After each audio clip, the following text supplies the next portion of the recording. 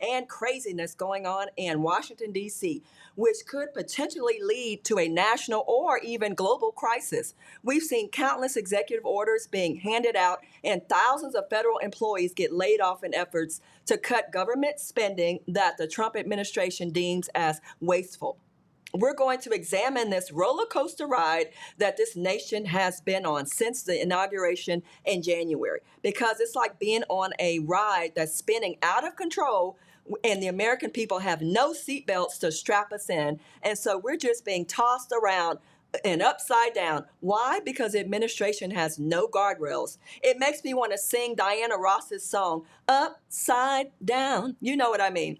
I have two special guests on the panel today who are going to help us to make sense of all this craziness. My first guest is Ruben Eccles. And you know, Ruben is no stranger to our show. Ruben is a former pastor of New Day Christian Church and deputy director of Sunflower Community Action, ordained in the African Methodist Episcopal Church in 1993. Reverend Eccles served as the pastor of Allen Chapel AME in Salina, Kansas, until he was called to start a new work where in Wichita, Kansas, where he served for over 17 years. And he also is a former interfaith advocacy minister for Church World Service and is now transitioning into his new role within CWS as the Faith and Partnership Coordinator. So welcome to the show, Reverend Eccles. Welcome back.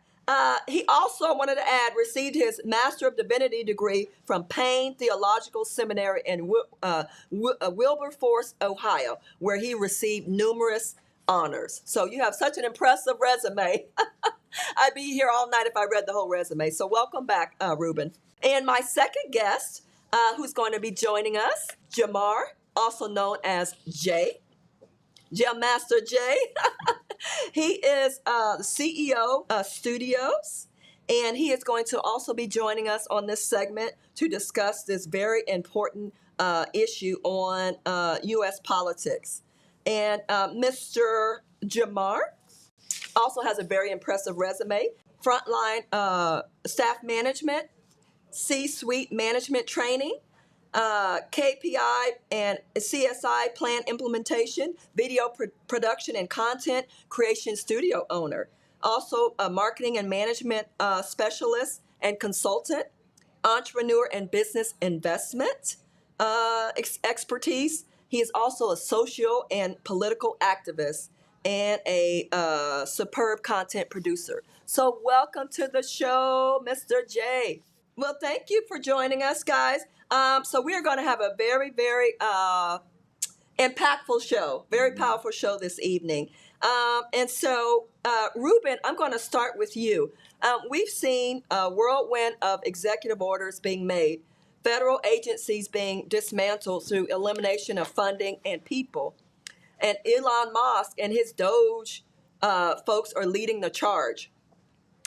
So my question is, are most of these changes part of the Project 2025 agenda that supposedly was a conspiracy theory pushed by the Democrats and Trump said he knew nothing about? But I want us to look at, how we can rise up and stand against this, the injustices that are going on in the country. So let's just talk about, Ruben, all these things that are going on. We just see an influx of all these orders being executed. And Trump's administration, even during his campaign, said he knew nothing about Project 2025, but in fact, he really did, right? So tell us, what is your take on the changes that are being implemented? Is it really aligned with 2025? And let's just have some real talk and talk about what's really going on, what the hidden agenda has been all along. Good evening. It's good to be with you here tonight. To answer your question, the Project 2025 is basically a new spin, a new name on old programs that have always been out to attack African Americans as we progress politically. We've seen what Reverend Barber called the third reconstruction, and that is after every time we have made gains in this country and put more and more African Americans into power in power positions, from the mayors to governor, the first governor in Virginia, to the mayor of Chicago. You would see an attack um, those um, on those gains. And so Richard Nixon did it in 1974 and tried to impound cities and their budgets.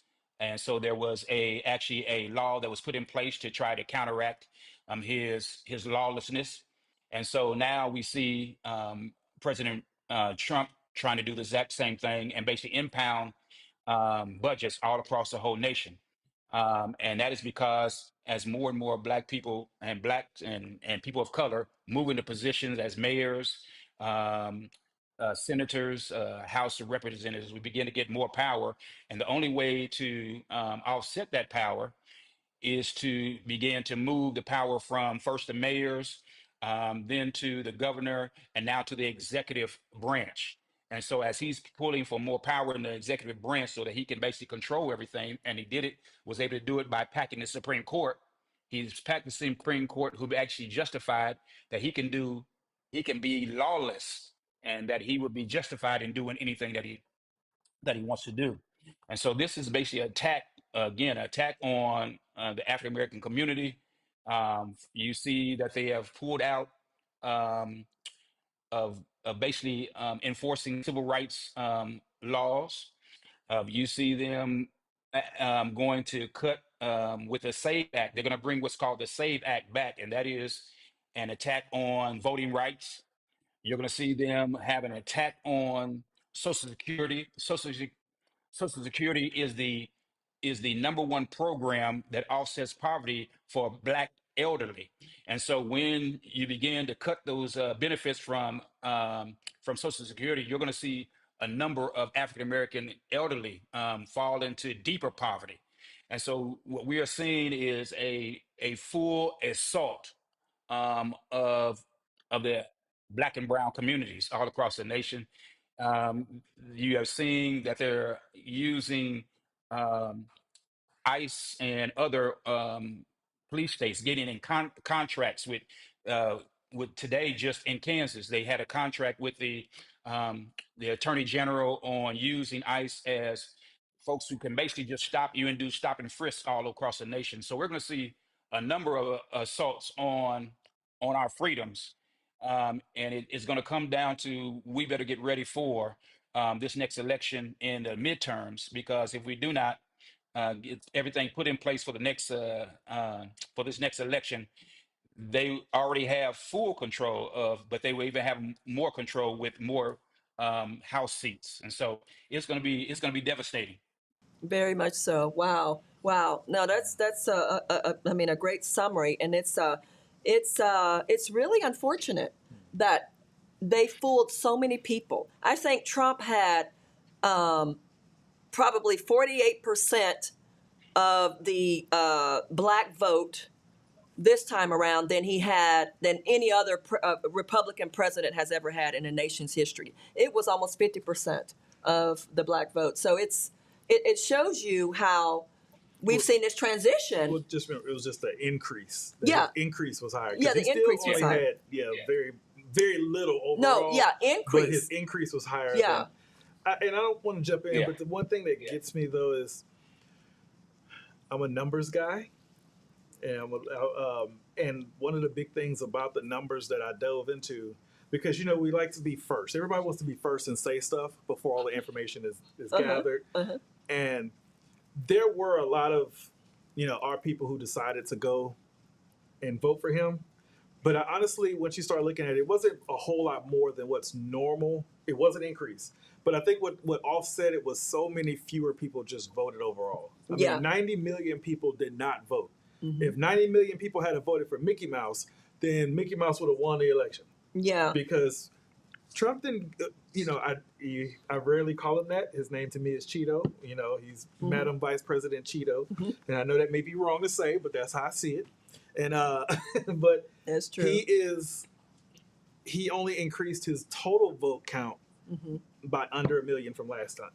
So he didn't do it. He didn't just dominate, but Yeah. Yeah, well, he did pick up Right. from his Yeah, he picked up, first but administration, right? he didn't do Right. like how you would expect. Yeah. He didn't pick up from how you would expect a large, like a big. Oh, this is a referendum. And Yeah. the part that gets me, because I'll be quiet after this here to let you finish. I don't like one thing that is brought up is like this was some kind of referendum or like we really turned out, Right. because when it's all said and done, 92% of black women voted for him For Kamala. and Yeah. 88% of black men voted for him. Total Yes. total number. Yes. But then also 70 I'm sorry, it was 81% of Jewish people voted for Kamala.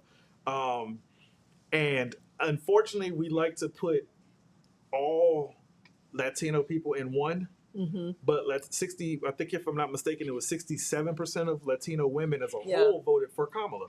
Yeah. A lot of the men didn't, but it was based on what country you came from, Yeah. and that played a big part in it. But the biggest thing I think that hurt us and got us in this situation where now we have to fight and have to deal with everything is because of the fact that too many people sat on their behinds And didn't vote. and did not vote and was so Yeah. quick to always want to talk about what others were doing and Yeah. she's not really this and Yeah. they're all the same. Yeah. And right now they're learning. And so now they're feeling the pain because I guarantee you it's not just people in blue states, people in red states are hurting too. Yes. And so that's when it's really going to hit the fan, when his own base is starting to feel the impacts of all these changes. Yes. Yeah. Yeah. So, but the interesting thing though, Ruben, is why aren't more Republicans or even just evangelical Christians speaking out against this? We're supposed to help the lowly, the disenfranchised, the poor, those who are suffering. Why aren't more Christians and more clergy or pastors stepping up and saying, okay, enough is enough? Why are they just turning a blind eye to all of this foolishness that's going on? Well, I can show you a number of what's called sign-on forms, and on these sign-on forms by pastors all over the country who were against the agenda of this president.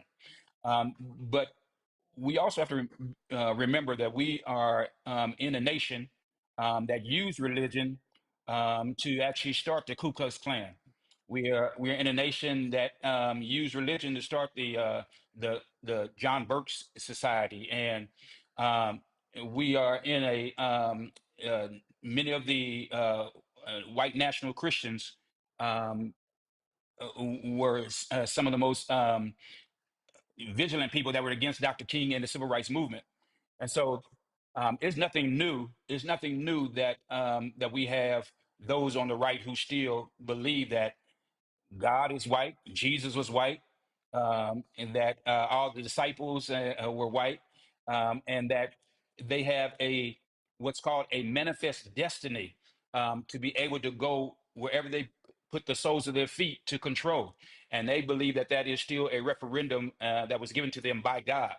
And one of the things that happened, as we know, in like the late '80s, was there was even in the African American church there was a move from prophetic preaching to what was called prosperity preaching.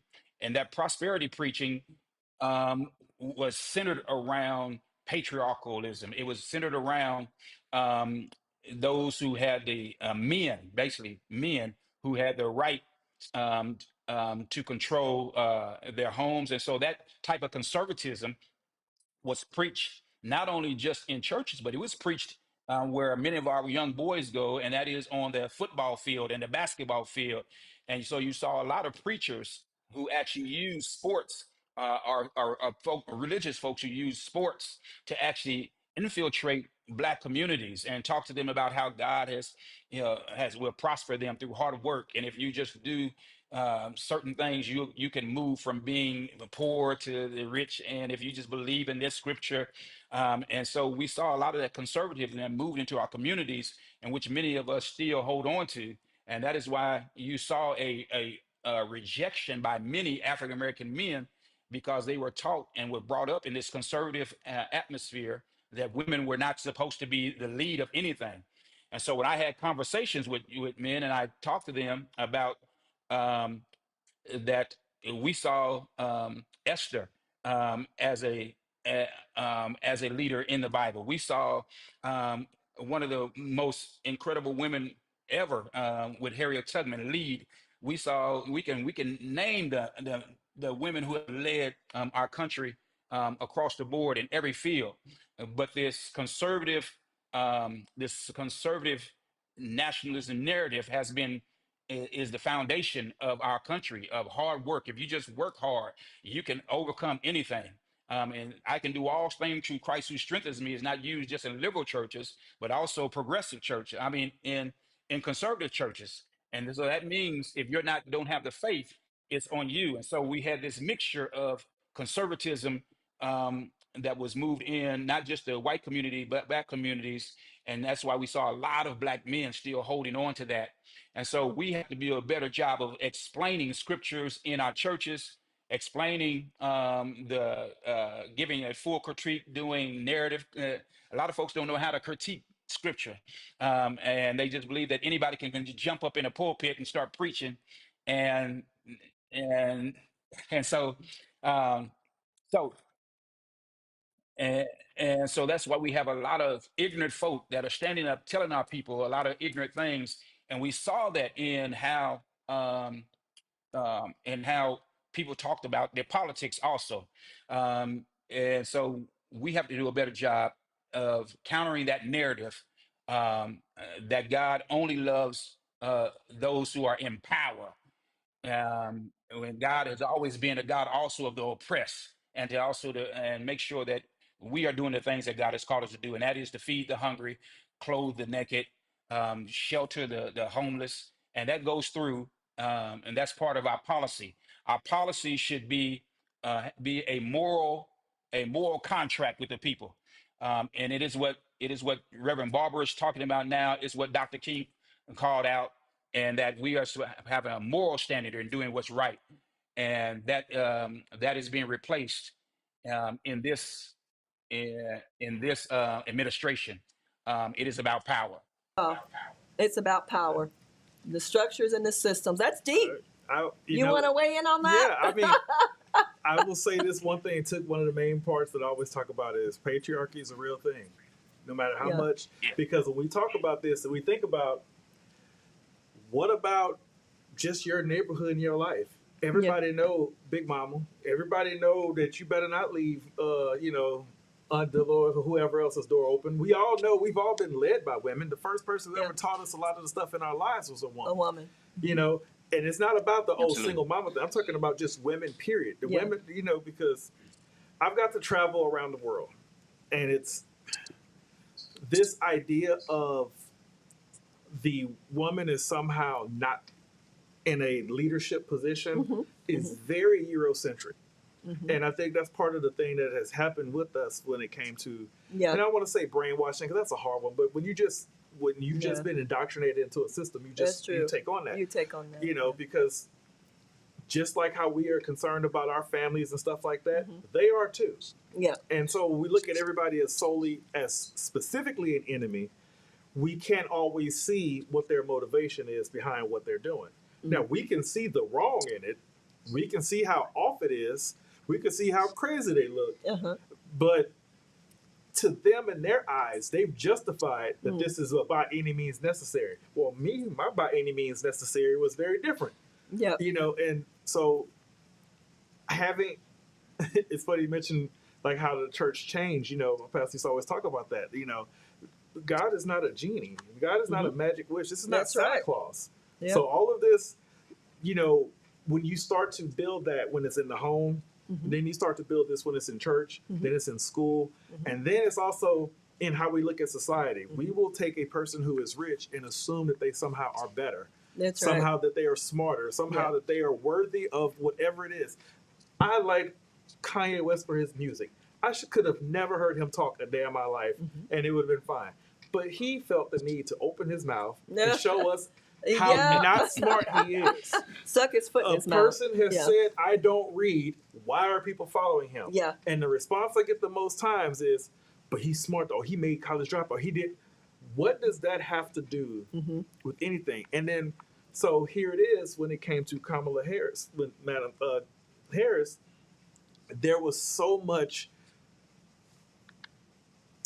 I'll say it this way: in conspiracy theories, we love a good conspiracy Yeah. theory. Conspiracy theories always sound good because there's a little grain of truth in it, and then on top of that Yeah. little grain of truth, there's enough, just a smidge enough of, Yeah.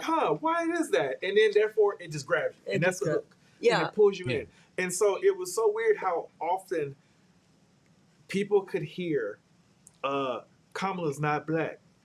Where did that come from? Well, just like and then they people said, believed they it. believe it. Well, just like they said, Barack Obama was from Africa. Yeah, and- He's not a but citizen. see- He can't but see, run for and president. even back then, I used to argue with people that was like, well, he's a Muslim. I was like, so where in the Constitution does it say a Muslim can't run That's for right. office? So what difference does it make? What you're doing is you're trying to create a tribalistic, purity test amongst Yeah. what an American is. And, That's and right. what that means is if they can't see, white people can't see themselves centered in all things, including in religion, Yeah. if they don't see them as the center, That's right. then everything It's not else true. is wrong. Everything else is wrong. Everything, and then, but guess what? And, also? and who says, why do they get to set in that narrative and place the identity of what we should look but like? guess what? There's a lot of black people who fall in line with that. We go to a white source just to validate whether or not something was true or not.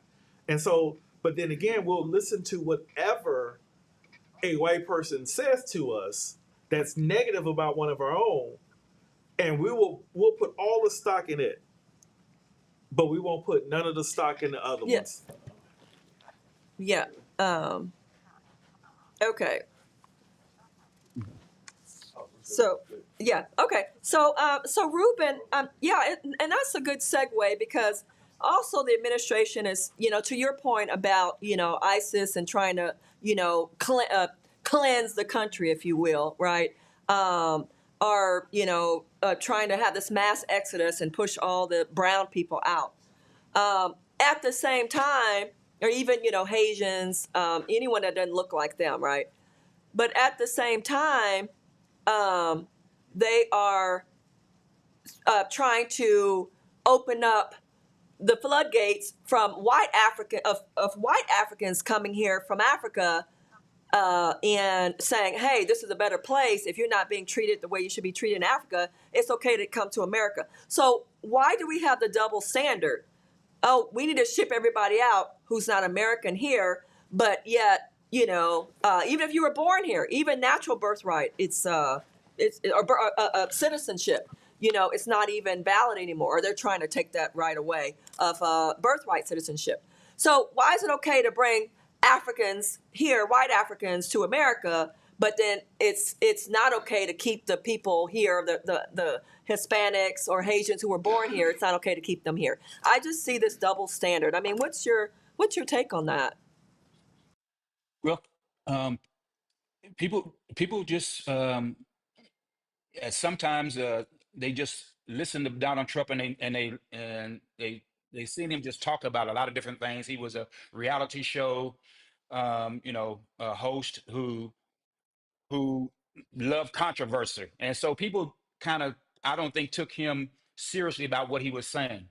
And from day one, Donald Trump has told America that who he is, and he is a believer in Andrew Jackson, one of the most racist presidents of our in our country. He he he he hired Polish immigrants to finish his hotels in New York, and therefore he used those white immigrants to keep our black and brown people from working on his hotels, and they ended up suing him for $1 million because he even cheated them. And so um, he is who he says he is, and that is he is a white man who believes that in the original Constitution, and if you remember the original Constitution, it was only written for property owners, white male property owners, and so he believes that the Constitution applies to him and white people like him, and he actually it blows his mind to believe that other white males would not understand that they're supposed to be in charge. And so he is showing us through Project 2025, through his executive orders, uh, through his administration. As you know, he had a number of black men who did a variety of different sessions for him in black barbershops, going around the country and speaking for him. But when it came time for him to have his cabinet, none of those black men were put in anything. And so he was saying, yeah, yes. And he was, and yeah, and that one black job, and isn't it something that the one black person that he put in charge is probably the one only person who's qualified to be in the job he's in, because he actually did serve, while all those others came from no place. I mean, doing Fox Television, folks who had podcasts, and so he's saying, he's literally saying that the average white person, white male, is better than the college, Harvard graduate black person who has to have every degree, has been experienced for over 10 years to be, and so we are still at the space that we have to be 10 times better to actually to get in on an entry level when they can get put into a position. um, I mean, this, they put in an alcoholic, a person who abused women, as the Secretary of Defense. And so that blows my mind, but it also tells exactly who Trump is. It tells you exactly what he's going to do. And if we are not ready, again, we are looking at the third, not just reconstruction, but post reconstruction. And if you remember, post reconstruction is where the Ku Klux Klan come in and begin to lynch. It is the white lash against black progress in America, and Trump has laid the grounds, and we have to be ready. And in all aspects to be ready for this backlash that's coming. Because it's almost like, well, it's almost like Jim Right. Crow 2.0. And Yeah. also to that point, Ruben, he exonerated The January 6th. the January 6th insurrectionists. So, pardon all of them. So, what that tells me is he's not going to be fighting white domestic terrorism. Well, He's no. going to let all this See, go on but in the see, country. This is the one part about all of this that gets me. All right, well, it's two things. One, I'll get the controversial for me out first. I blame black people. And We the didn't do reason- what we were supposed to do. Right, but not only that is I have sat in plenty of barbershops, even though I need a haircut right now. I have been to so many barbershops where it was like, it's not the president, it's the person behind the president. You got to know who these people are. You got to know what they're trying to do. Know all these plans. I'm talking about so many conspiracy brothers, all types of stuff. Oh, the real people behind. Always follow the money. And then you have Project 2025 did not come out in 2025. Since 21, we've known about this. Mm-hmm. And it's been being said. Remember, 2021 was still COVID. Yeah. You didn't but you was too busy fighting to go get haircuts, following behind the white people, trying to go up here. Yeah, I should be back in the restaurant right now, sitting down, coughing on people. Yeah, so what that my uncle passed away. I feel like I need to go to brunch now. Mm-hmm. I need grass on the wall so I can live. There was a bunch of those same people who, for some reason, felt like government is some alien, arbitrary entity that's somewhere else that we just have to adhere to, not realizing that it is literally a group of people. It is people over there that you voted over here for to go handle our tax money and give us the resources we need. Mm-hmm. That is government. Yep. And so, we need it, and we've got to have government is a necessity. Yeah, that we it's have not to have. evil. Government helps people. But when people have built in so long all of these fears of what government is, because government is synonymous with the man, which are two separate things. No, the government is an armed weapon that has been used against people. Yep. Because the people who were in there had those views. Yes. And big so government, bureaucracy. Right, bureaucracy, and the people who you typically hated all of that, or the people who were trying to do something they had no business doing. Absolutely. So I don't want to have to go through making sure my electricity box for my tenants are right. I'm sick of having to wait for, it's going to take a week for somebody to come out here. I don't want to deal with that. Yeah. And so we watched. Remember, we knew all the conspiracies. We knew all of the stuff that was happening to MLK, Medgar Evers, and everybody else. We knew all of this stuff, but yet when it's right here, put in front of And you, right in front of our face. put in front of you, they're like, huh. Oh, I didn't know Stephen Miller was that guy. I didn't know who Steve Bannon was. These people, I didn't know who Christopher Rufo. The people who told you explicitly what they were doing. We tried to tell you. Why didn't you listen? Take And them for what they're especially worth. if you are Yes. conspiracy brother. That's And I right. was like, how is it that you could sit up here and be conspiracy brother and see a meme come across and automatically believe it when it's against somebody black, but you won't believe what's blatantly in front of you? You know, yeah, Trump was in a lot of songs. He was in a lot of But they did songs. He was a lot of stuff. Yeah, he did.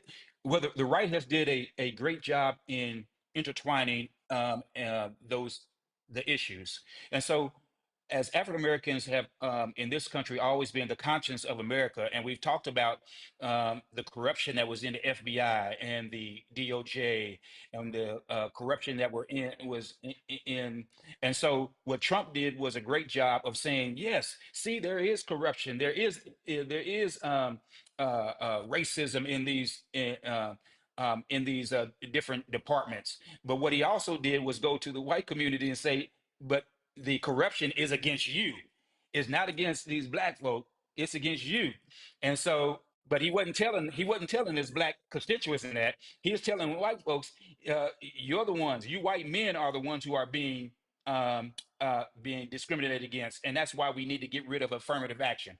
That's why we need to get rid of DEI. That's why we need to get rid of all these programs because it's for yeah. But he used the same arguments that we had. The same arguments. He basically co-opted the civil rights movement's argument. He co-opted that language and used it for white folk in the white communities, and so that's why a lot of folks actually got mixed up by his message. Right, which makes it all the worse because, again, if Yeah. you know this, one, this is 2025. All right, we can say it was 2024. Guess what we've had since 2024? The internet. Everybody's walking around with this. There is nothing in the world that a person can say to you That's that you right. can't say, oh, that really Why happened? can't you Let fact me check go it? You see. can fact check that. But Yeah. you'll have people who, and that's part of our fault. We got so sensationalized because I do not believe that all this stuff stemmed solely from Trump this election. All right, we know when President Yeah. Obama got Oh in, no, he was late. there was a huge thing. It was like, I refuse. But what happened is he's lasted for 8 years. There could have been an opportunity. There were so many times, and this is where I was going to say the second part. The first part is I blame black folks who fell for all this stuff, who knew better. Just foolish. You knew Yes. better. So you Then- should have done better. Then it was and I'm not going to use the word progressive. I'm going to use the word liberal democratic ones who were so busy trying to hold on to that one Iowa white guy, Farmer Joe, or whoever else somewhere, that they would overlook all of the little things that are happening, the microaggressions, the small little things. Yep. They saw, if you work for MSNBC, CNN, even Fox News, or any other, CBS, ABC, and you know that there's a guy by the name of Christopher Rufo who sat up here and says out loud, I'm going to make woke and I'm sorry, what's the other one for the universe? CRT equate to everything bad. Oh, with blacks. critical race theory. If Yes. he says Yeah. that, and then they run a campaign doing that, you have levers of power just as well. We cannot sit up here and blame Tucker Carlson on everything. Oh no, absolutely not. These people in here, from a Rachel Maddow on down, I'm not saying that these people are bad people, but what I'm saying is they had, instead of always being on the defense of I'll say like this, instead of always lending validity to the BS, they allowed it to go by asking the questions on it. So for instance, Yes, yeah, absolutely. if for instance, if and I like to use, and I'm still in the analogy from someone else. I hate that I forgot who I got it from, but the tea versus water. If me and you were having a conversation about how we think people should drink, and you say, I think people should have tea, and I say, well, I think water should be it. We can't have a third person on talking about, I don't think people should be able to drink at all. Yeah. That is not part of the conversation. But then what happened is these people, for fairness and equality, well, let's go talk to them. And why do you feel that this should be this? No. Yeah. No. Yeah. You used to let them people stand on the corner and holler into the wind. And they hijacked the narrative. And they allow these Yeah. people to now Yeah. you set the person at the table, and now you have all those people who casually watch the news, Yeah. or who casually go to church, who casually know Terrence and the one other black person at their job, now believe that this is a real conversation that people are having. Yeah. And now we're stuck having to always defend Yeah. this. Why are we talking about that? Yeah. Why are we Yeah. talking about these things? Yeah, we were behind it. And Yes.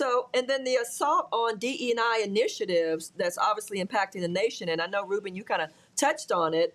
I mean, you saw the horrific helicopter plane accident in D.C. And the first thing Trump jumped on was, oh, it's because of D&I policies. And- that had first of all, you didn't even know the identity of the pilots. So why are you blaming it on D&I? Because it But worked. it worked, Get and out it there worked. first. It's fear mongering, Yeah. fear mongering, fear mongering, and that's all his agenda has been, is driving fear into white America, and it's worked. Yes. Right. Now, first I got to go back and just kind of talk about what you were just saying, and that was that um, that a narrative that has been put out there that is just is hard to overcome, and that is, we have to go after the blue collar. And when they said blue collar, they usually were talking about basically white folks in Iowa or different places. It was when we know that a large portion, the Democratic Party should have understood that there was a large portion of African Americans who were saying, "I'm just not going to vote," and so they did not put resources into grassroots um, uh, media like this right here. They should have been coming on your shows. They should put in black newspapers across the country. They should have been using black radio, but they did not put the resources in there. I think that was one of the biggest things that they lost out on. And so now as we move here with to answer your question with the DEI assault, and that is again, um, the basically the division that has been caused as African Americans moved into spaces such as Howard University, Wilberforce, um, uh, um, Morehouse, and all these different spaces. There also became a kind of division between blacks in our community, those who are educated, those who didn't have. And so it's has been a way to always use an edge, um, a wedge between um, black African Americans who have got an education. So you saw the first assault on affirmative action really back in 2000, where they used, I cannot remember this African American's name, who actually, they used him to actually put forth a lawsuit against affirmative action in California. And then they use Asian Americans also to bring lawsuits around the country at Harvard, Texas, North Carolina, and so they began to use and to make DEI and affirmative action the buzzword that Black people are getting somehow getting um, better benefits and priority over whites and Asians. And so that narrative has been going on for almost uh, since affirmative action and Richard Nixon actually put it in place.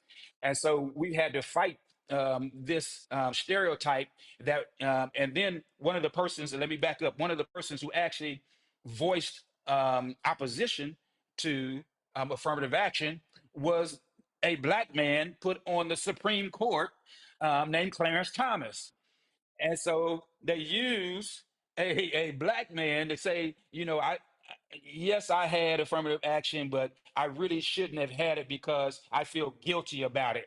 And so he became the face as an opposition against affirmative action. And so then and so now they use people like Candace Owens. They use Byron Donalds. They use Tim Scott. They use a figurehead African American to say absolutely to say, well, we cannot discriminate against people by using discrimination when we know darn well it's not discrimination. It is affirmative. There are no affirmative action was not for unqualified African Americans. You had to be the best of the best to actually receive any consideration on applications on job applications to get in these jobs. And so we have to do again, as my brother said, we have to do a better job of educating us because a lot of folks, our memories are short term. They don't even remember. Many folks don't even remember what they have seen on January 6th. We saw it. We saw white folk crawling up. I mean, if they were crawling up the side of the building to get into uh, eh, And to part they and to were for the Trump to pardon them, yes, that they is were. assault on our But you Constitution. got to remember, there's an optic to it. To him, and let's be honest, what is it? 14 within 24 hours, I think 14 of them were rearrested. And Yeah, then some of them were told to be held, like the I guy think a from, couple of I them mean, here in died. Houston, like one of them was from Yeah. Houston who they said, do not let him out. Mm-hmm. They let him out. This dude was on a manhunt for him behind messing with a Yeah. But child. but see So, what and the bad thing is that Trump was supposed to be pro police officers, pro police. But do you realize that there's some police died yeah, and but there's were nothing. injured? But see, this is what I'm saying. That's the There's hypocrisy nothing. Well, hypocrisy is America's that favorite people don't pastime. see. That America's Yeah. favorite pastime is Yeah. hypocrisy. That's what we live in. We live and breathe in it. We Yeah. swim in it. We do not feel like we have arrived until we can be hypocritical in something. But it's so saying like that's part of the thing. When Cheeto sat up here, anything he says, all you have to do is say, I can see better than I can hear, you know what I'm saying, or whatever else. I heard you say all this stuff.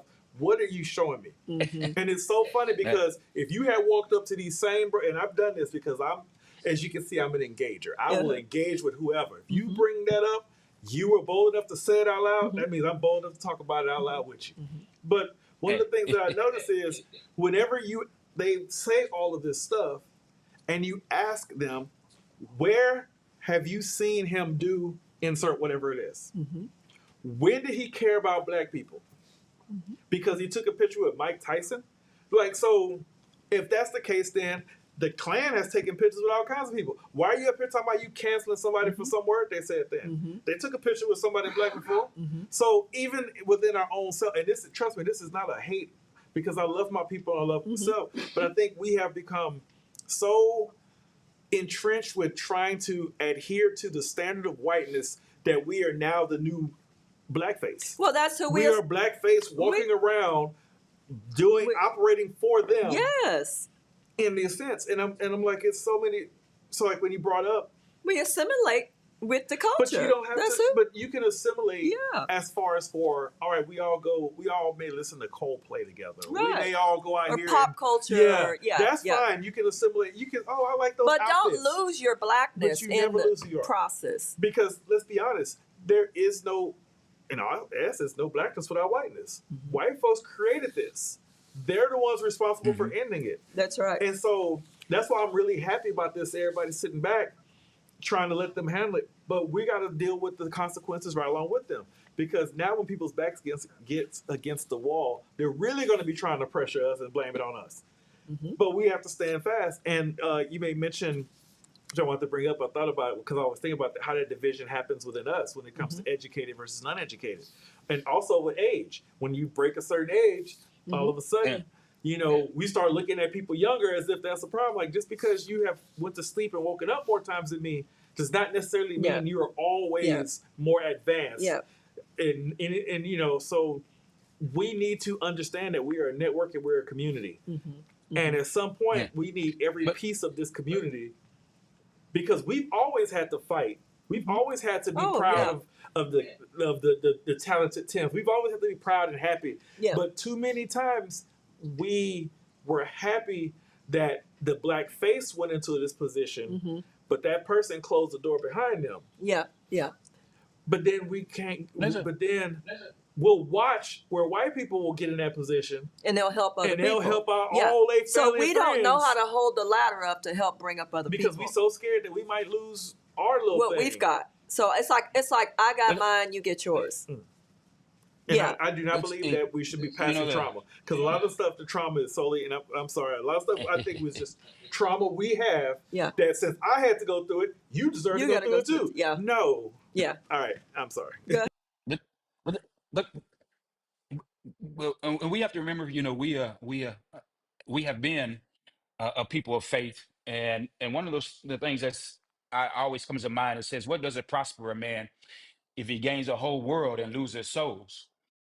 And and and and we have to remember that as bad as it is here, as my brother said, he's traveled the world, and if you travel around the world, boy, I went to El Salvador, and I saw the poverty that those folks live in compared to what we call poverty here in America.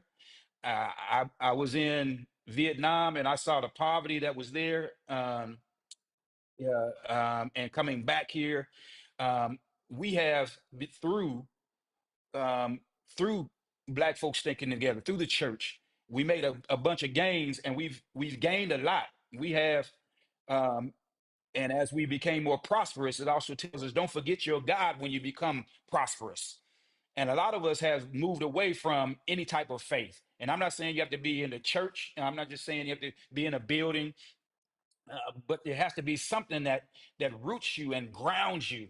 Um, that that that in what you cannot lose your humanity. And in a lot of what we have in our songs today, in our movies today, we celebrate, a lot of times power and other shows that are showing folks killing each other. Black folks just basically serial killers in our own community. We have celebrated for too long, Black women being degraded in our music. That they now have many have taken on the same type of degradation that men used to do to them. Now many times are doing themselves, and it goes back to what Carter G. Woodson has said. Some point, if we become so enslaved and so ignorant to our history, we won't have to be told to go to the back door. We'll just go by ourselves.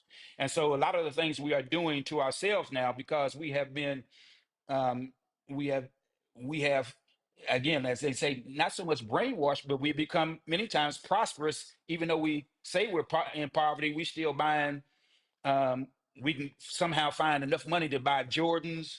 We can somehow find enough money to find a new technology. We can find money to have every phone that comes out. We can find, and so it is not just about just being brainwashed, but it's hard, um, when you have been, you like your Starbucks, and we saying we need to boycott this place. Well, shoot, I got to go get my stuff from that, from dealers. I gotta wait a minute. And so it's hard to it's hard to get out of that when you are living a lifestyle and you have become used to that. That's right. But Yeah. doesn't that mean that, because you talked about traveling all over, there are people who have never been to Egypt physically, but people are spiritually in Egypt.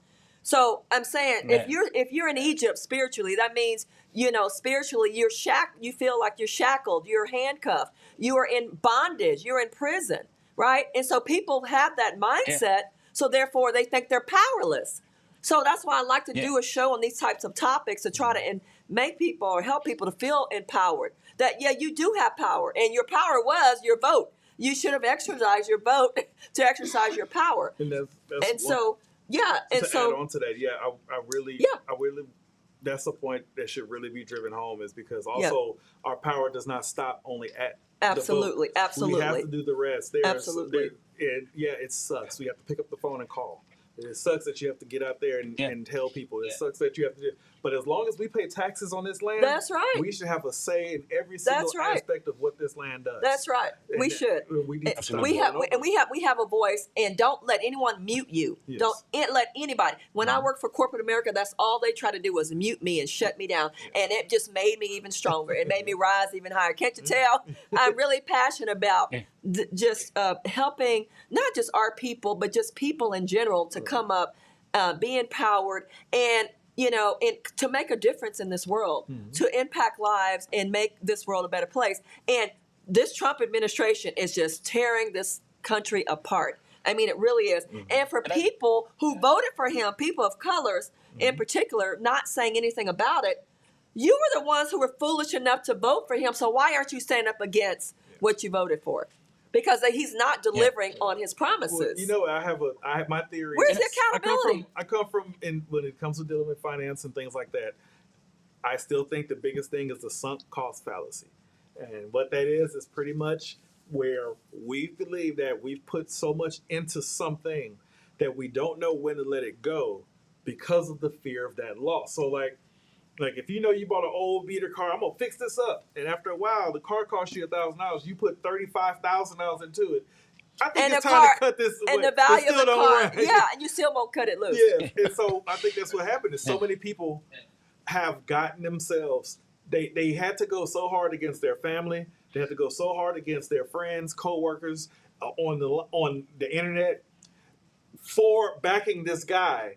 That now, even though that they see that the leopard is eating their face, they have to stick in there because if I could just make it on through this here, I promise. Going back to what you said earlier, Pastor, about the indoctrination of, hey, we're going to use the scripture. Hey, well, this is only a storm I got to go through right here. Hey, he weepeth in the night and doers in the morning. We're going to come with everything else to try to hold on to that because, cognitive dissonance. We're lost. We don't know what else to do. We see that there was something in front of us that is not right, but we have to hold on because I invested all of this into this. Absolutely. And here we are. Yeah. There's a pastor. There was a pastor I was talking to, and he was telling me, he said, Ruben, I don't know how you can vote Democrat. This is about holiness. It's about holiness. And then I pointed out to him that that Elon Musk has 13 children by about 5 different women. And I said, so if it's about holiness, how do you support that? How do you justify that?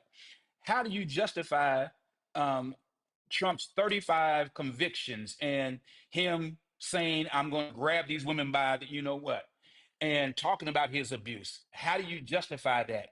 How do you adjust that this man has lied about just about almost every subject, and including that you have Haitians eating dogs? How do you justify that? And how are you going to talk about holiness? And so I said, when you talk, I know that the conservative line is that we are against abortion and that we are against homosexuality in the LGBT community. I said, you use those. I said, but you forget about what is the root cause of what, if you absolutely believe that abortion is wrong, if you absolutely believe that that homosexuality is a sin, the word, as you have continued to try to use against me, it says that the root of all evil is greed. And so if you want to get if you want to get rid of the branches that you see as the branches, you first have to get rid of the root. And that is the greed that our country continues to basically use to destroy not just Americans, but other countries around the world. I mean, this man is literally trying to go and take Panama. He's trying to go and steal another country, Greenland. He's trying to Canada. steal Canada. I mean, Yeah. It's and it's unbelievable. all It, about And what he's doing and is give lawless. about greed. Yeah, That's and, right. Well, and I he It, think it and he's all also lying he's stems. about trying to. all of it. And so, Yeah, I think All he's of also it. trying to throw as much as he can and see what sticks and see what people Yeah. do. So while everybody's up in the absolutely. tizzy, in the turmoil, then he can go on here and do, because I still believe that some of the stuff is the shell game. He's a con man. All right. At some point we gotta realize the dude's a Hmm. crook.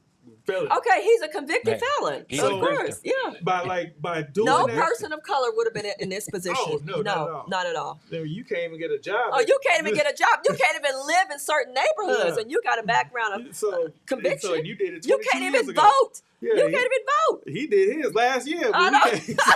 But And he was Yeah. able but to vote and run for If, president. but Okay. see, I think if Barack Obama had 3 wives and 5 kids by 3 wives, there's no way he'd have been close to the presidency.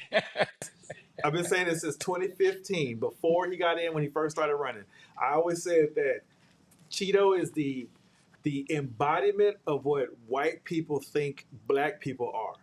Bad with money, aggressive, always want to fight, Right. brash, multiple baby mamas, lives off the government.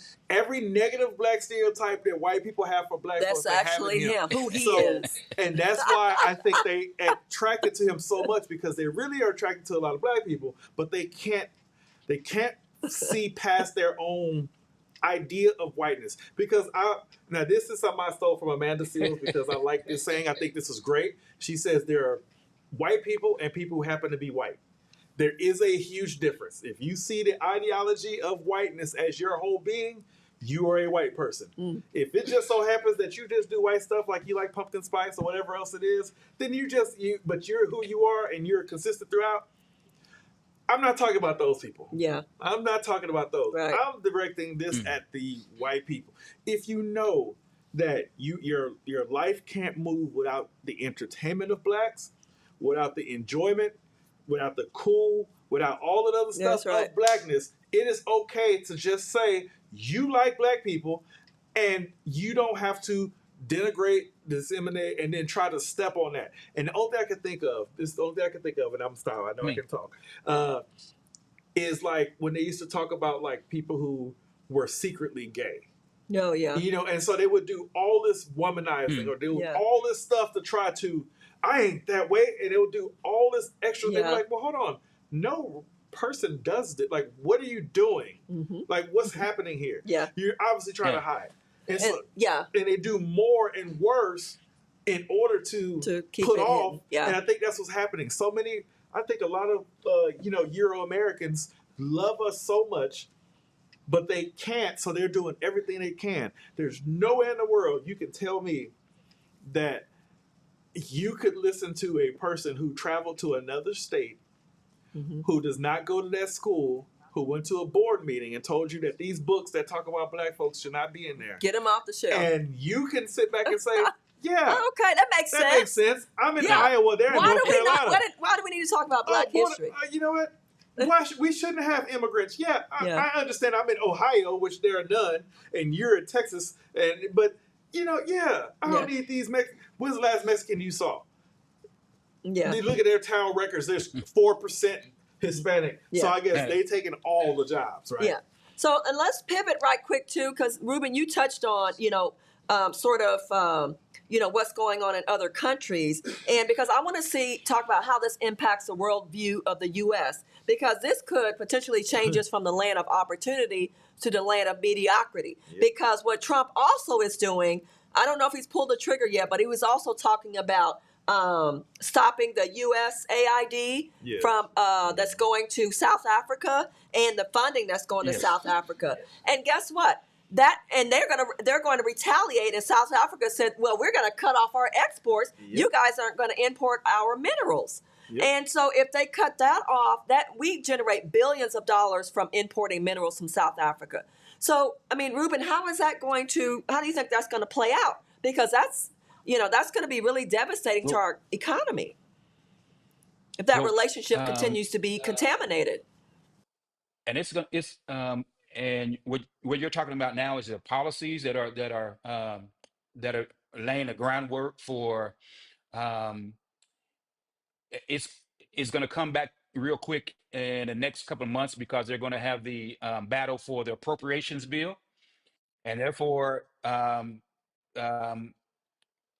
the Democrats are going to be fighting to put back many of the funds that go to these U.S. aid and all these different other programs, and the Republicans are going to try to gut everything because they want to privatize everything. So therefore, um, if they can gut all these programs, this is literally what the Republicans do. They say that the government is run inefficiently, so elect us so that we can prove it that is it's terrible government. And so as they get elected in, they try to destroy the government because they want to give their buddies the piece of the pie. And so you privatize this piece, we're going to be able to send, have um, folks go over and mine Africa and get all the minerals that we need to make sure that our computers are running. And so they're going to try to piecemeal it out. And so what you're seeing is literally that plan in progress to actually gut all these programs so that we can then privatize and have the oligarchy control our country. And so that's also part of putting incompetent people into um, into different agencies and over different agencies, because if they're incompetent and they destroy those, then we have to go and then find private organizations that actually take those things over. So you have one of the sickest men um, basically put over our health in RFK. I mean, the guy is was on steroids. He heroin addict. Had, as he said, worms in his brain, all type of different things. And so basically, he has had in America Samoa, he had kids dying because they didn't get vaccinated. We now have a breakout of measles in places like Tennessee and Texas.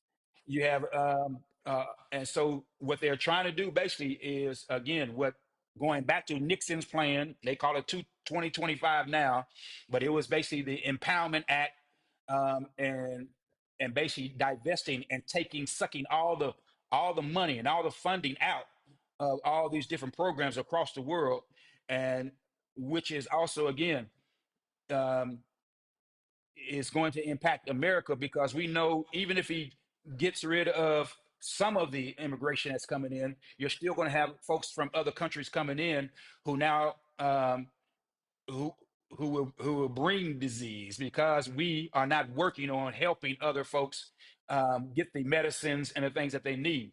And so it impacts us in every different way.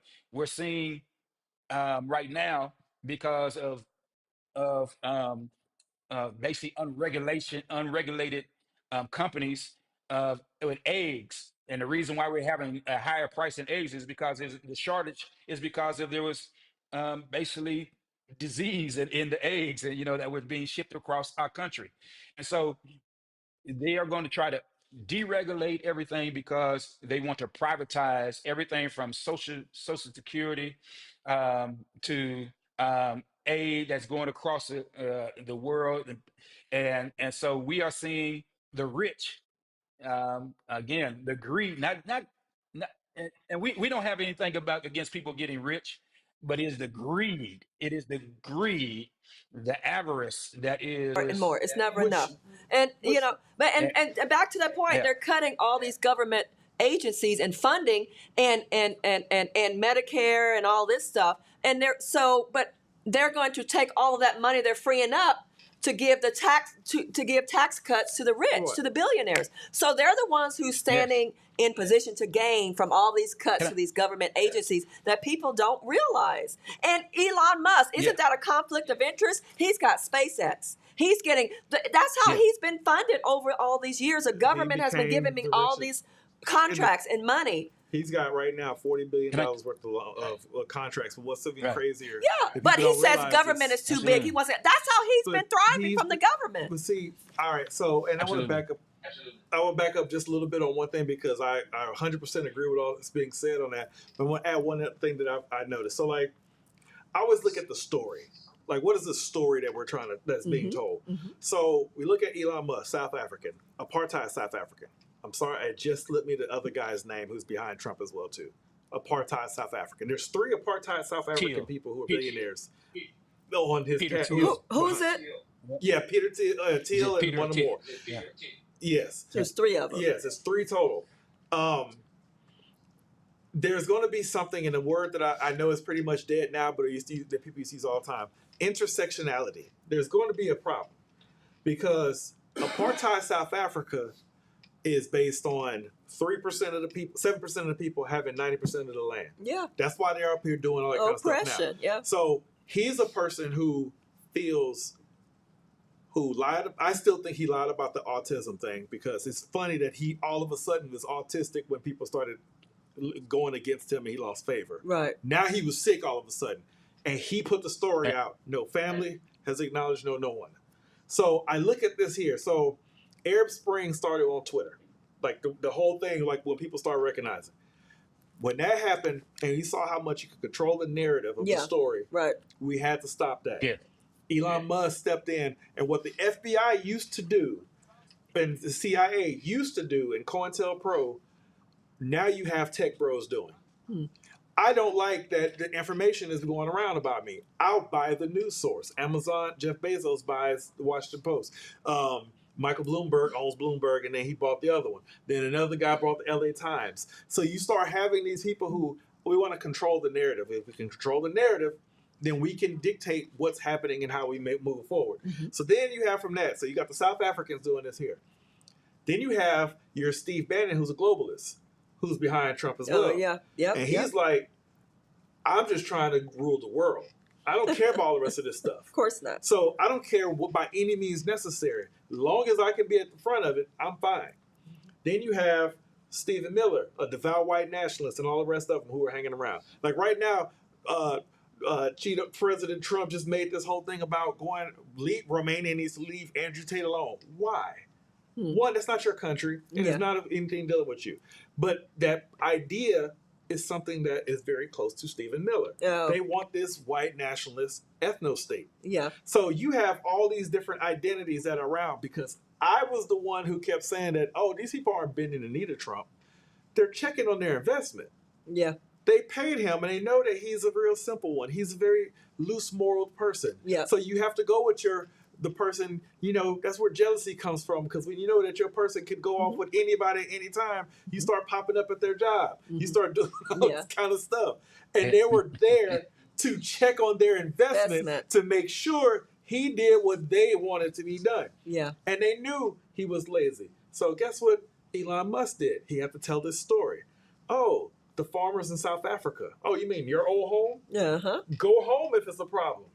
You were an illegal immigrant. That's right. You notice he was not big on the immigration thing. That was Stephen Miller. That was Miller. You follow what I'm saying? So it's these different people who are all behind. And it collected where Project 2025 gave a little bit, how you were saying, piecing it out, a little bit to everybody. How do we rob the government? The biggest heist we can have. There's $17 trillion sitting there. How much of that we can get? Yeah. How much can we get? Just a gold mine. What's the name wants to go to Mars for some stupid reason. He want to go to Mars. What is he going to do when he get there? He can't terraform it. So what is he going to do? So the story is, so at least I can steal him. I can live out this fantasy life I want. So the rest of them say, well, you're not going to be the only one. Yeah. So they all start, and I'm sorry, I'm going along, but they want to tell the story. So when we step back and look at this story that's being told and see it from that spot, you can easily spot the grift. You can spot that it's, how is a prejudiced white nationalist going to affect my life if they have positions of power? Oh, they're going to use the word DEI.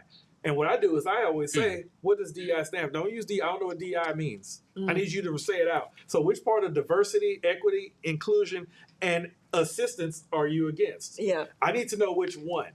And so we have to be able to start fighting back because they're telling a story Oh yeah, and then absolutely. presenting that story online in a way with the platforms that they own.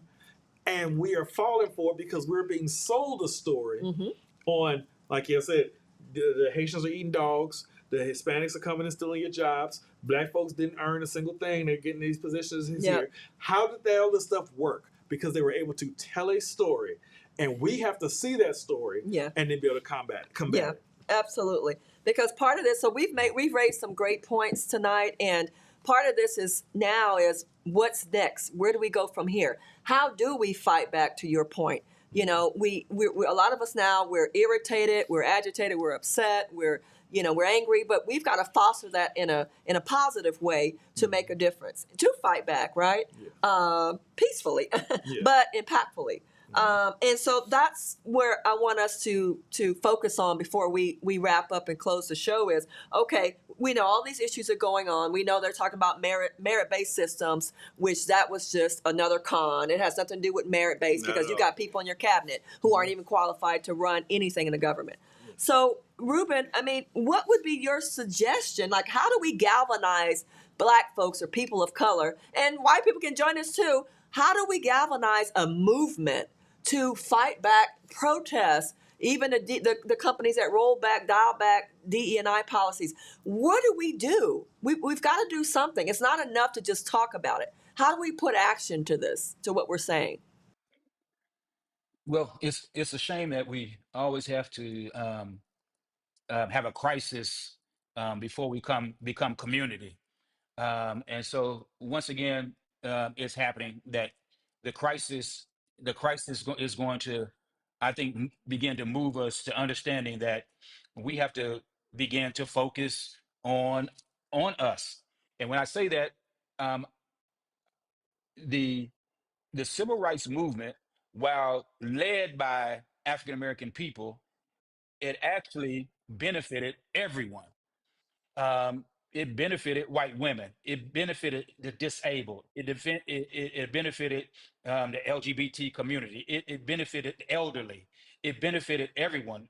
The Voting Rights Act that we fought for didn't just benefit black people. It benefited everyone. Open accommodations. Um, so everything that we fought for, it always um, helped everyone. But it first became because we focused on making us better. And I think the one thing that we need to understand that we have to, as uh, we can't be, as Dr. King said, I can't be all that you can't be all that you can be until I'm all that I can be. And so we have to begin to focus on our communities and to put us back together again. I really think there has to be in our communities um, a basically healing services where we come together and we forgive one another for our own trespasses against one another. We need to work on building us, and as we build us, what it does, it it it strengthens all of America. I was sitting. Can you guys hear me? Because I know it kind of went out sound, but I uh I went to a gathering of a number of people in the place that I live, and they had at the Super Bowl. It was basically a huge Super Bowl party, but most of the people that was at this gathering were Caucasians. They were white, and so I'm sitting in the seat, and the halftime show comes on. And so it's a huge space, but they had a big giant screen that was in the middle. And so we were actually all spread out. But when the halftime show came on, all the people came and gathered in front of that big screen and began to watch Kendrick Lamar. And and as they sit there, um, they waited um, until he got to the song, they not like us. And they repeated all the words. They were repeating all the words to the song, y'all. And you saw the power that even though they disagreed with a lot of stuff that was going on, you saw the power of this African American man, this black man, standing up for and being unapologetically black. And they were standing there and they did not move. I'm telling you, they were locked in, focused on that performance. And that is the power that we have. And we have to understand the power that and the magnetism, the what the Bible calls the charismata. It is a charisma that we have, a power that we launch every time we walk into a room. And when we begin to understand and harness that power and who we are, it always affects America for the better. It doesn't.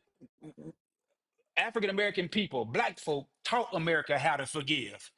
We should be the most angriest hoax on the planet. It should. If we did like anybody else, we would be in picked up arms a long time ago. We would have did what in the movie Django, where the the he talks about if it was me as a white man, I would have slit my father's throat because of what he did. But that is not the anger that we bring. We bring a serious love for people, um, a ability to forgive our worst enemies, ability to in what the Bible talked about. With it said that nothing good comes from Jerusalem, Nazareth. Many people say nothing good comes from the neighborhoods that we're in, but actually, we get the the best musicians, the best athletes. I mean, going to and all across. And so, when we understand the power of who we are and begin to focus on what we bring to this country and in every community, I think that is how we understand and bring and change this thing around. But if we're trying to, if we're trying to get so, you know, help everybody else without first begin to focus on who we are, I don't know if we're going to get there. Oh, wow. Uh, Well, we gotta keep hope alive.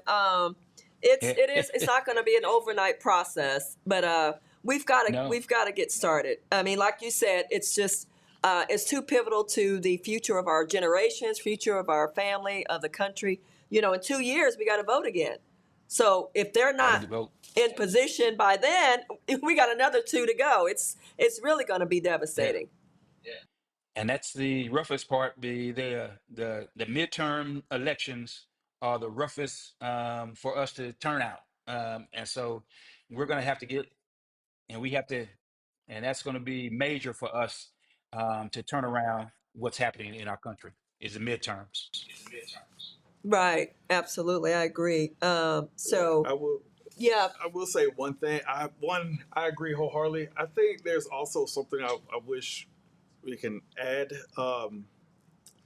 I really think a solution is we need to actually, and I don't want to use the generic come together, but we have to understand the roles of each person.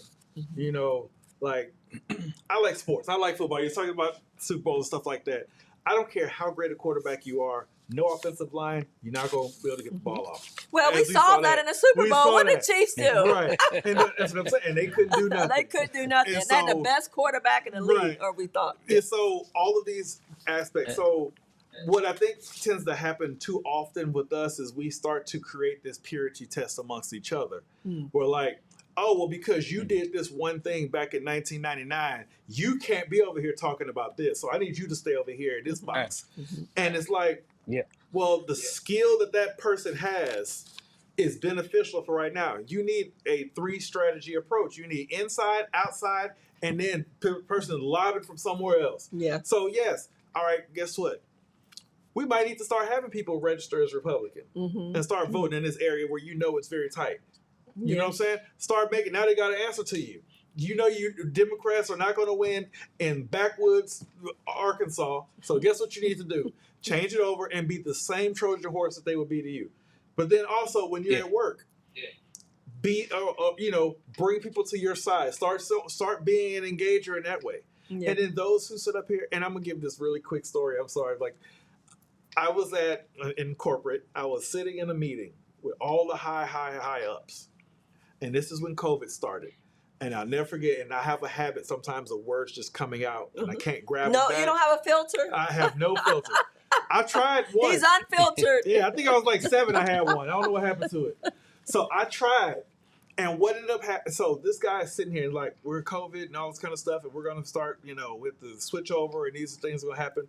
And this guy, who is 4th from the top of this major corporation, says, yeah, just make sure you're careful, if you order Chinese food or something like that. We'll make sure nobody gets COVID and brings it up in here. And before I could say, I said, what did you talk? Oh, wow. Dude, you don't get COVID from a food bag. Like, that one... Just the simplistic, like the ignorance. thought did not make sense, and before I could think about it, because he didn't smile, he wasn't joking, He was serious. He was serious. And I'm like, it's 3 Asian people sitting right here behind me. Just disrespect. And I'm like, Oh my goodness. if that had stayed there, if that had stayed out there, there could have been a few people who started to believe that. Now, That's again, right. I have to deal with the ramifications, or other people on my team have to deal with the ramifications of this stupidity that was floated by high ups that's sitting out there. But since it was called out, then all of a sudden you start having, yeah, why are you saying it? And then all of a sudden it was a bunch of people saying it, Yeah. who probably would have never had that. Yeah. And then the last person, so you need that person. You also need the person who is more diplomatic. You need the person who can sit down and be able to have a conversation and use the right words and use the right verbiage and be a little bit more sympathetic as well as empathetic. And at times I don't have that one, and I wish I did. But I think we as a whole, as a society, as a community, need to understand the wisdom of Big Mama and Uncle Earl, as well as more than just, can you fix this on my phone? That's not the relegation of the young. It's just to do something with your phone that you don't feel like doing or that you refuse to learn. That's right. They have an opinion. They have a thought. They're the foot soldiers. And, when you go to, I went to Ethiopia, and one of the things about it is, like, they talk about this history, like, the young folks do the work. And one of the things that I think we have failed to realize is when America was established, the majority of the people were between the ages of 18 and 29. These were not 59, 65. Just because you saw them with white powder wigs on, they were not old. If I'm not mistaken, I think it was Ben Franklin and one person who were the oldest, and they were in their 30s and 40s. Like, this was not old people doing this stuff. Yeah. Because how many 50 and 60-year-olds do you think would have had the audacity to dress up as natives and throw a whole bunch of tea into the harbor and blame it on the natives? That's some young people stuff right there. That is not old people stuff. So we need to not alienate the youth, or just assume that because they're in whatever category bucket we put on them, millennials or Gen Z, all y'all are this. No. Yeah. And use these people so we can actually make a change from all different angles. Yeah. Absolutely. Great. I love the way you put a bow on that. That was awesome. Well, we've had a lot of, great insight shared in this discussion, and some things that we need to do. We need to, not just talk about it, but obviously not just be hearers, but doers. We've got to put this, put some action to what we're saying, because otherwise we're just going to keep going in circles and keep experiencing the same setbacks. I mean, they're really trying to take us back to Jim Crow. This is like Jim Crow 2.0. Right, and it's we don't need to be going backwards. We need to be going forward, which is what Kamala Harris's campaign was trying to do. And unfortunately, I think a lot of people just voted against her. Yes, a lot of people didn't vote, to your point, but a lot of people who did vote for Trump, I think it was more so against Kamala than it was for Trump. So, okay, so guys, let's just give some final thoughts, and then I'll just do a wrap up. Ruben, I'll start with you. What are some final thoughts you want to leave with our audience? Well, my final thought is just goes back to the name of the program, putting us back together again. It's time. It's time that we that we look internally and at who we are. We need to learn the lessons of the past, um, and then and not just the tragic things, um, but also the lessons of how we moved forward. There was some boycotting, but boycotting also um, with supporting of one another.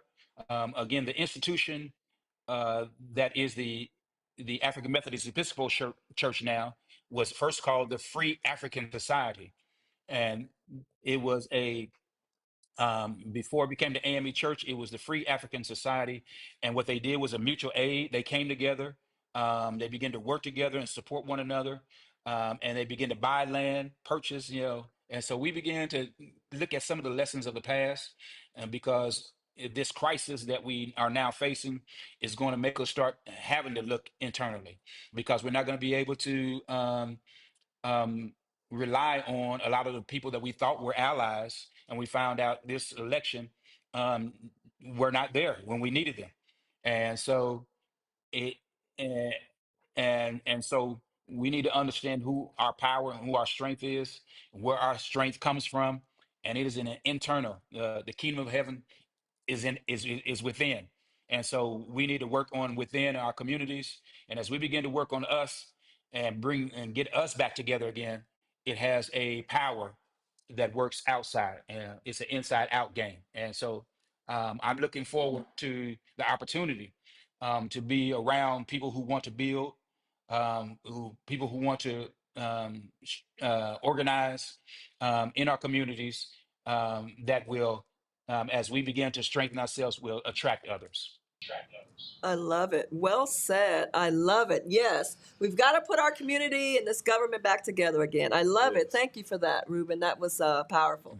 All And right. any final words you want to share with our audience tonight? My final words. All right, so I'm gonna lean in real quick. Unfiltered, unfiltered. I want to. In all honesty, I really want this to be a reset. Yep. And a reset for all of us. I mean, we tend to get. I always think that people tend to get stuck in what it is that has either been comfortable or what has been enjoyable. They stick to those two. And comfort does not always mean good. That's true. And enjoyment does not always mean great. And we need to start really understanding that we'll have to pay attention to who we are as a whole. That means do the same way that you can watch all the regular videos and scroll through TikTok all day long. You can go watch Roland Martin or Karen Hunter or any of these different sources that has read Daniel Favors. All these people who do media in a way that's not the traditional way. They actually tell you the story and then they give you commentary. Yes. If you don't want to hear that stuff, you don't have to hear the extra commentary, but at least get the news. We need to start back understanding that just because the schools don't want to teach certain stuff does not mean that you're off the hook. The school was not the parent anyway. You are.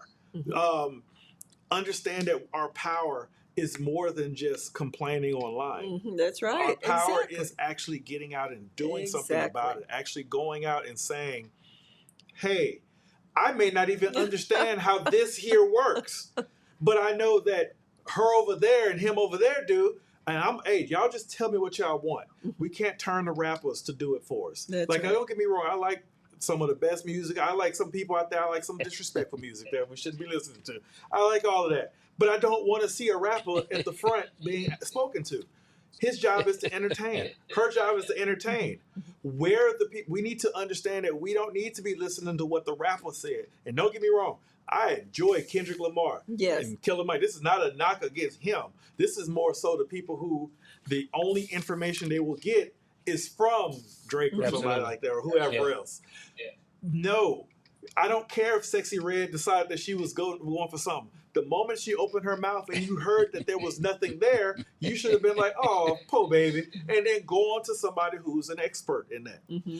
We need to stop with this anti-intellectual aspect of what we're doing. Right. Oh, I don't want to talk to this person because they maybe are smart and I don't want to have to understand the words. Because that's what's going to save us. An immunologist is going to help, not a person who's a podcaster. And I don't mean that in a negative way. We're on the show right now. But what I'm saying is, I don't want to hear RFK tell somebody about what is or is not. When you have people who went to school their whole lives. Who have the expertise. Who has the expertise. Yeah. And we wouldn't do that for nobody else. But we play armchair quarterback as if we could have went out there and threw that ball. As if we could have shot that shot. As if we could have did any of that stuff. And we could not have. So let's, as a group, and it's going to take time because, again, we always going to fall back into what's enjoyable or what's comfortable. But if we can get out of those two and actually start to put this stuff together and realize that it's now a states' rights issue in America. Yeah. Oh, So we're in the South. Let's be real. The majority of there are more black people in Texas than anywhere else in the country. There are more black people in Houston than there are in Atlanta. But yet we think of Atlanta as a black city and we do not think of Houston as one. That's true. There are more black people in DC and around there. Chocolate City. Yeah, What who happened have to Chocolate more City? income and more money, Prince George's County and all that kind of stuff. But we don't go to Absolutely. these people who work on Capitol Hill and work in these places and do these things. So I just want us to reset and rebuild Okay. ourselves up Okay. to where we can still have fun. If you still want to go get brunch with the grass wall and all that kind of stuff, you can still go do that. But let that end at that date. Or if you still want to, listen to whoever you want to listen to, let that end when you get out the car. Let's read some of these books, understand certain stuff that's Yeah. going on, and let's reset and really stand on Yeah. the business instead of just standing on it online and laughing about it. That's right. Right. Because that's not going to change anything. Not a thing. Absolutely. Well said. I love it. I'm sorry for being long. No. You were fine. No, you were fine. So we're celebrating Black History Month, and I want to give kudos to no other than Kendrick Lamar for I have to talk about his halftime Super Bowl performance, because it has some subtle and overt messages. It was bold, and I know you touched on this, Ruben. It sent a powerful message to the world about systemic inequality, social and racial injustice, oppression, a celebration of Black culture and its rich heritage, unifying the community and educating the world about our struggles and how we've overcome. And a nice illustration of that was done by Serena Williams' Crip Walk dance. Y'all, this was much more than a beef with Drake. Everyone keeps focused on Drake. No, it was much deeper than that. This was about freedom. Serena couldn't be herself at Wimbledon, but she could be herself at the Super Bowl. So in case you missed it, this was all about unapologetic Blackness. And if They not like us. No. They not like us. No. They not like us. What? They not like us. No. They not like us. No. They not like us. Are you my friend? Are we locked in? Then step this way. Step that way. Then step this way. Step that way. Hold on. I go by the name of K. Kendrick Lamar. Okay, Llama, Mr. Morale. This is Gen X. We come all the way from Compton, California to a party with y'all. Let me hear you say, Buster! We got the dance, but somebody gotta do it. Got my foot up on the gas, but somebody gotta turn this TV. Absolutely. I loved it. It was all about unapologetic Blackness. I loved it. Because you're right. They are not like us because they have not walked in our footsteps. They have not been through Jim Crow. They have not been discriminated against. They have not been through segregation. So you're right. They're not like us. Absolutely. So I loved it. I had to just show the clip. Thank you, producer, for showing the clip. I loved it. But that is what I want to leave with you all is that, express your freedom, express your voice, and help make a difference in this world to change the world to be a better place, change the world to impact our families, our generations. And, other countries are leaning on the U.S., and we don't want them to have a negative view of who we are. We can't lose our dignity and integrity in the process of standing on our Constitution, on who we're supposed to be as a country. Hold our representatives accountable. Call your representatives. Send them letters. Let's start there. Let's galvanize in our local communities. Let's protest. And I'm ready to join. Whatever NAACPs or whatever organizations are going on in Texas, I'm ready for this movement that we've got to make collectively as a people. So thank you guys for joining us. I want to thank my panelists. You guys were amazing. So I've got to bring you guys back. You guys were so wonderful. Thank you so much for the powerful insights that you shared with us. So I love you guys. Make sure to love yourself. Follow me and like me on social media. And I'll see you guys next time. Thank you so much. Blessing. Thank Thank you. you.